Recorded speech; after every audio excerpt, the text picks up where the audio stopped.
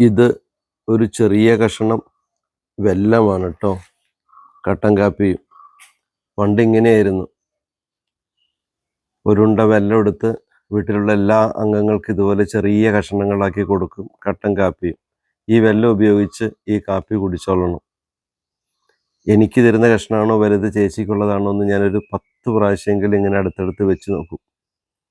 പിന്നെ ചേച്ചി പറഞ്ഞു, ഒരു ദിവസം ഈ 2 കഷ്ണവും കൂടെ നിന്റെ ചായയിലേക്ക് ഇട്ടോ, നിന്റെ കാപ്പിയിലേക്ക് ഇട്ടിട്ട് നീ കുടിച്ചോ മധുരം കാപ്പി. തൊട്ടടുത്ത ദിവസം ചേച്ചീൻ്റെ കാപ്പിയിലേക്ക് ഇട്ടിട്ട് ചേച്ചി മധുരമുള്ള കാപ്പി കുടിക്കാമെന്ന്. അങ്ങനെ ആദ്യത്തെ ദിവസം ഞാൻ മധുര കാപ്പി കുടിച്ചു.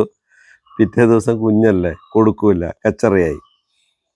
ജോലി കിട്ടിക്കഴിഞ്ഞാൽ ആദ്യത്തെ ശമ്പളം കൊണ്ട് ഒരു ചാക്ക് പഞ്ചസാര വാങ്ങി വീട്ടിൽ വെച്ചിട്ട് ആവോളം മധുരം കഴിക്കണം എന്നായിരുന്നു ആഗ്രഹം. പിന്നെ കാപ്പി കുടിക്കുക, ഒരു ചെറിയ കഷ്ണം ഇങ്ങനെ എടുക്കുക. ഇതൊക്കെ ഏറ്റവും വലിയ പ്രാർത്ഥന ഇത് തീർന്നു പോകല്ലേ എന്നായിരുന്നു.